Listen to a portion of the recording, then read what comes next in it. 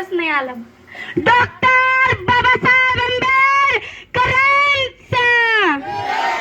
छत्रपती शिवाजी महाराज की, छत्रपती शिवाजी महाराज की. धन्यवाद.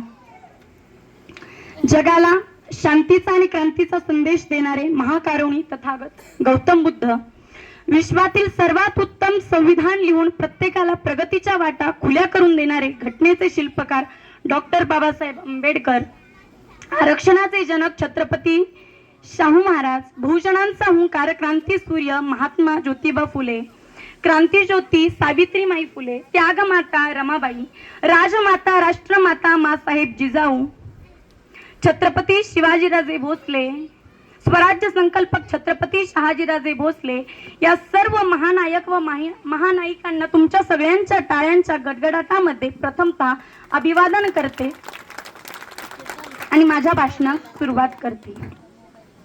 संकट तुम्हाला आणि मला कधीच संपवत नसतात. काय होतं डॉक्टर बाबासाहेब आंबेडकरांकडे? कोल्हापूरच्या मातीमध्ये छत्रपती शाहू महाराजांनी आपल्याला एक शिकवण दिली. डॉक्टर बाबासाहेब आंबेडकर या जगाचं ज्ञानतीर्थ आहे आणि या ज्ञानतीर्थाला शिक्षणामध्ये मदत करण्याचं काम शाहू छत्रपतींनी केलं.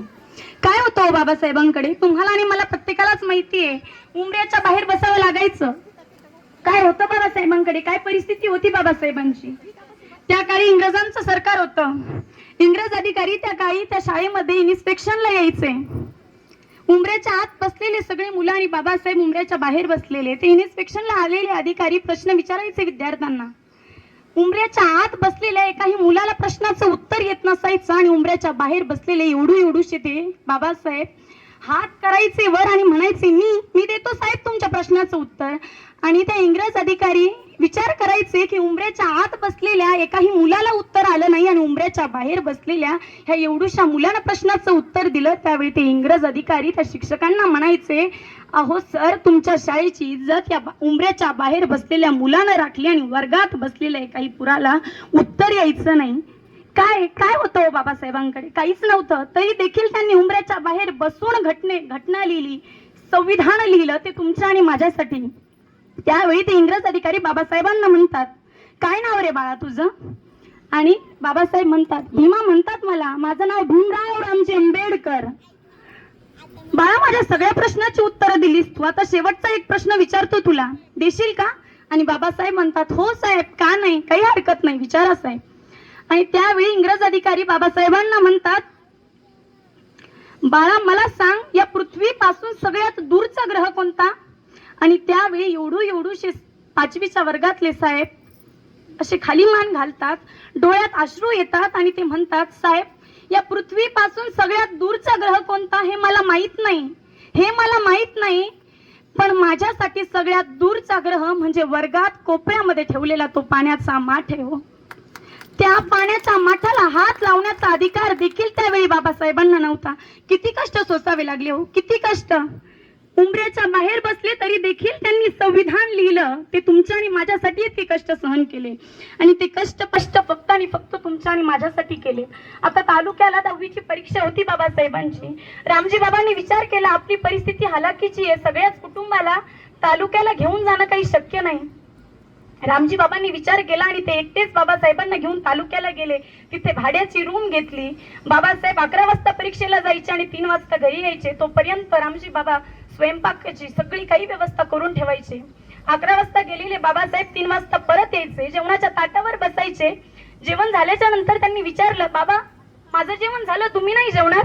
नाही, तुम्ही जेवून घ्या, तुमचं झाल्यावर मी जेवतो.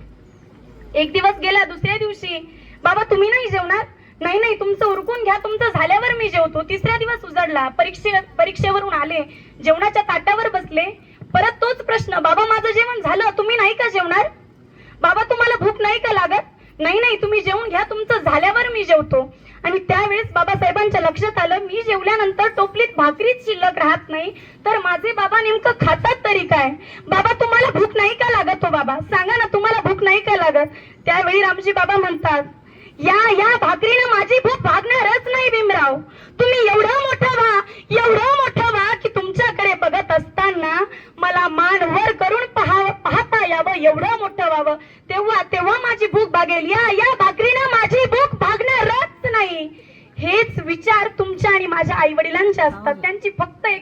अपेक्षा असते की माझ्या लेकरानं मोठं व्हावं, माझ्या लेकरानं मोठं व्हावं. पण आपलं कुठं चुकतं माहितीये का? आज इथं बसलेल्या प्रत्येक आई वडिलांना वाटतं माझ्या लेकरानं डॉक्टर बाबासाहेब आंबेडकर व्हावं, छत्रपती शिवाजी महाराज व्हावं, राजमाता जिजाऊ व्हावं, त्यागमाता रमाबाई व्हावं. पण आपलं कुठं चुकतं माहिती का? आई आपल्या मुलाला बसमध्ये सोडवत असताना सोडवते काय म्हणते, बाळा बस मध्ये बसत असताना अगदी मधोमध बसायचं, कारण पुढनं कुणी ठोकलं तरी तू सुरक्षित, मागणं कुणी लोटलं तरी तू सुरक्षित. आणि बरं का बेटा, बाळानं डॉक्टर बाबासाहेब आंबेडकरच व्हायचं असतं. बापही अभिमानानं सांगतो बाळाला, बेटा बाळानं डॉक्टर बाबासाहेब आंबेडकरच व्हायचं असतं.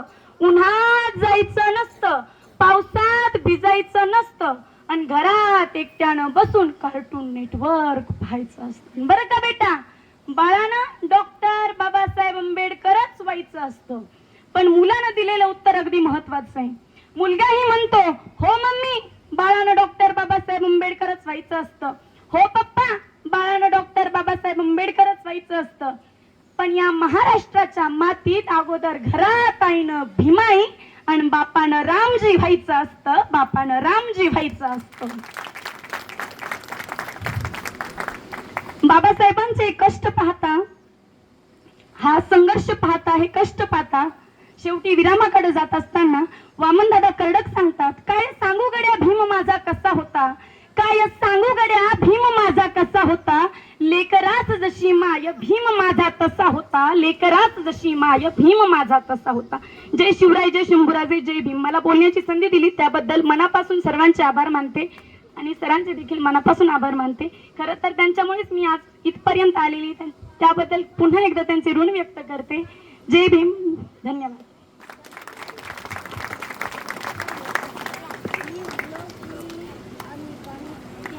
संपत